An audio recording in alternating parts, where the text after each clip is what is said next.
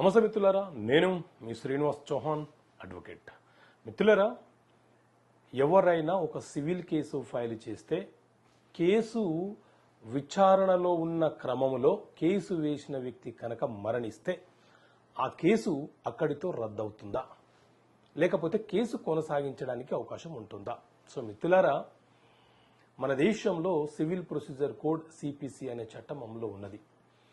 ఈ CPC civil procedure code చట్టం ఏం చెప్తుంది అనంటే, ఏవైనా సివిల్ వివాదాలు అనగా భూమికి సంబంధించిన వివాదాలు, డబ్బుకు సంబంధించిన వివాదాలు, అగ్రిమెంట్లు కాంట్రాక్ట్లకు సంబంధించిన వివాదాలు, ఇద్దరు వ్యక్తుల మధ్య లేకపోతే ఒక సమూహం మధ్య ఏదైనా ఒక వివాదం వచ్చినప్పుడు మనము డైరెక్ట్గా అంటే ఎవరైతే నష్టపోతున్నారో వాళ్ళు అంటే బాధితులు డైరెక్ట్గా న్యాయస్థానంలో సిపిసి సివిల్ ప్రొసీజర్ కోడ్ ప్రకారంగా కేసు ఫైల్ చేసుకునే వెసులుబాటు వాళ్ళకు ఉంటుంది. సో న్యాయస్థానము ఈ వివాదంలో ఎవరు బాధితులు, ఎవరికి అన్యాయం జరిగింది అనే దానిని సిపిసి చట్టం ప్రకారంగా న్యాయస్థానం విచారణ చేస్తుంది. అయితే కేసు ఫైలు చేసిన వ్యక్తి లేకపోతే ఎవరి మీద అయితే కేసు ఫైలు చేశామో ఆ వ్యక్తులు మరణిస్తే ఈ సిపిసి చట్టంలో ఉన్నటువంటి సెక్షన్స్, ఆర్డర్స్ 158 సెక్షన్లు ఉంటాయి, 51 ఆర్డర్లు ఉంటాయి.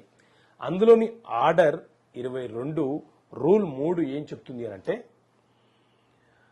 కేసు వేసినటువంటి వాది కేసు నడుస్తున్న క్రమంలో మరణిస్తే అతని యొక్క వారసులు ఎవరైతే ఉన్నారో వాళ్ళు ఆ కేసులో భాగస్థులుగా చేరి పార్టీలుగా చేరి కేసుని ముందుకు నడిపించవచ్చు.